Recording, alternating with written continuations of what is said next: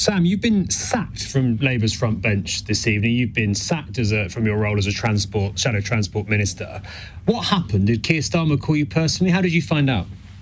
I had a constructive conversation with Sir Alan Campbell, who I say has always been very supportive and very helpful to me as a front bencher, and then spoke to Keir, and we had a forthright and constructive exchange of views. What did Keir Starmer say to you? Look, it wouldn't be fair for me to go into that conversation, but obviously from his point of view, he thought that, I'd overstepped the mark, I'd broken the kind of collective positions that he wanted to agree. I put a different view forward, as you might imagine. And this was because you joined the picket line and the RMT strike this morning? It's RMT and TSSA. I was a former trade union officer with the TSSA, so people I knew, known for many, many years, were on strike today, ticket office staff. So for me, it was going to be very difficult to avoid this one. I think that, the Labour Party's born out of the trade union movement, and if we're not able to show solidarity and constructive dialogue with trade unions, then I think we have a real problem. The reality is that, the country is going to become almost ungovernable over the next sort of 6 to 8 months as industrial disputes just break out all over, from barristers to doctors to nurses to lecturers. The reality is if we had a Labour government, that wouldn't be happening. We would be able to actually be around a table with trade unions, have proper constructive discussions, and actually have an economic agenda that means that people aren't suffering in terms of low pay in the way that they are. Because, look, there's a lot of myths often put out in the media about, sort of striking rail workers. The reality is that most of the workers today, if they're in ticket offices, so TSSA staff, probably on £25,000, perhaps even less in some sort of train operating companies, and RMT, the track maintenance staff and the safety critical staff, again, £25,000 to £30,000. These are not massive sums of money, decent wages, sure, but they're not huge sums of money by any stretch of the imagination. So for these people to choose to have, foregone a day's pay, and as usual, on several occasions, these are people who will also be struggling, like every other person is in the country, to put food on the table, to pay their energy bills, and to, fill up the fuel to go into a car. Keir Starmer says Labour needs to look like a government, your party needs to look like a government in waiting, and that people in government don't go and stand on picket lines. Do you see where he's coming from on this? He's got a point, I think people in government do, because if we were in government, we would be sitting around that table, whether it be with Network Rail, whether it be with the train operating companies, as Grant Shapps full well knows, we would be saying, look, these are the parameters, these are the flexibilities you can have to come to a negotiated settlement. So we wouldn't need to be on the picket lines, because the picket lines wouldn't be taking place.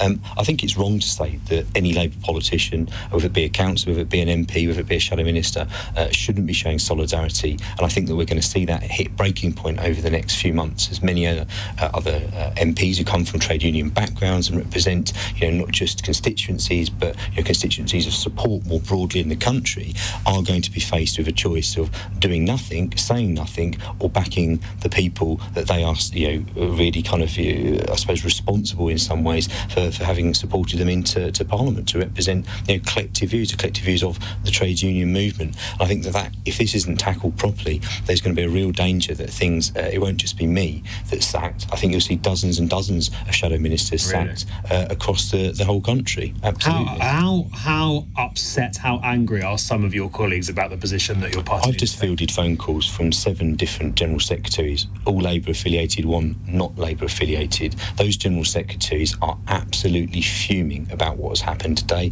They are now on direct collision course with the Labour Party leadership, and that was totally avoidable. Many of my colleagues from many different wings of the party are supporters of the trade union movement. There have been a mixture of views about whether or not we should have been on the picket lines today or not, but all of them would fully understand that collectivism, in terms of the values that we have as Labour Party MPs, means standing in solidarity with people, particularly low-paid workers who are really suffering.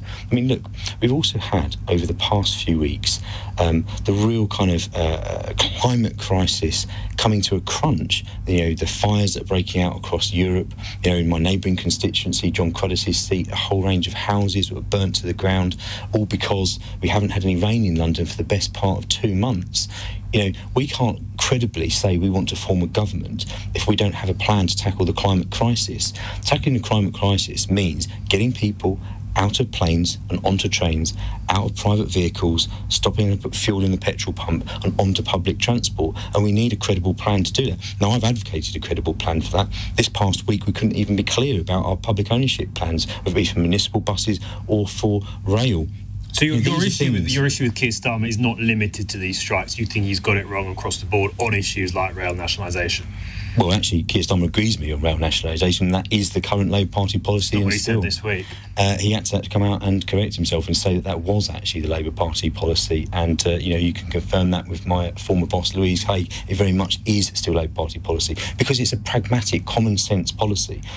How on earth are we in a situation when rail companies are not even able to offer to striking workers not even able to match inflation? So in reality, what workers have been offered is a pay cut, essentially. At the same time as saying to them, well, OK, hold on. You've got two Conservative leadership candidates who are hell-bent on destroying 200 years of workplace rights that have been accrued in this country. We're not able to turn around and say, actually, we are going to stand in solidarity with you. This is clearly wrong. What's going on is wrong. And come out and say, as I did today, that if we were in government, these disputes wouldn't be taking place. What did you say, Sam, when you spoke to Keir Starmer today? Were these the points you were making to him? What did you say to him? I had a very good exchange with Keir Starmer. I don't want to go into detail. It was a private conversation. It wouldn't be fair of me to relay that. Of course, I made my views very clear, made my sort of concern over a number of issues very clear. Remember, I'm the longest serving Shadow Minister from the 2019 intake. I pretty much served continuously since first becoming an MP, and for over 2 years in this current position until today as the Shadow Transport Minister.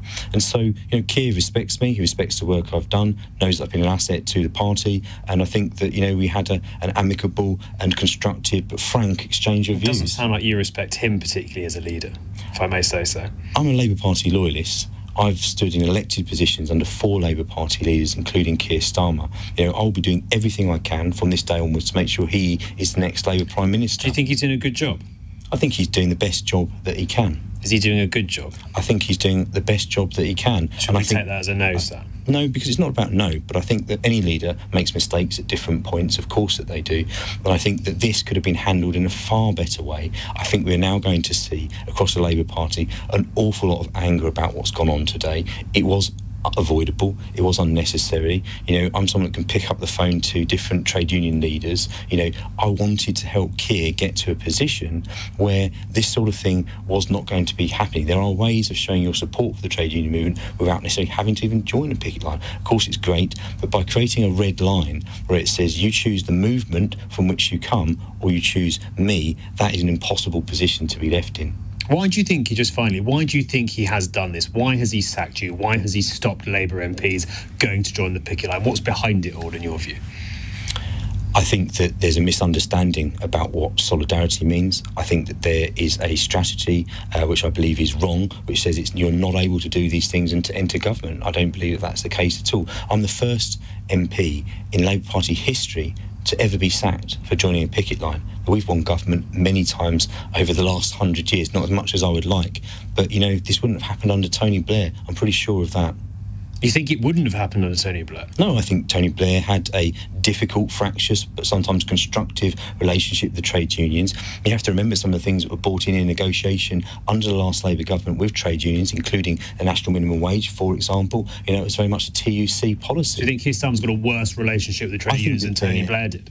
I think far worse. I think that there is a complete lack of dialogue, a complete lack of understanding, a complete lack of culture. And I think that, that is really hamstringing his leadership. And I want to see him win the next election. I've been serving loyally and working as hard as I possibly can to develop those policies and to make sure we've got an election-winning platform. I'll continue to support as best I can from the back benches, but we have to get this right. The Labour Party is just not MPs. It is a wider movement of people across the country, and that's what makes us so different from the Conservatives, because when we're in power, the whole country is going into power, not just an elite. This is actually about a movement of people and the policies that we have that are born out of that.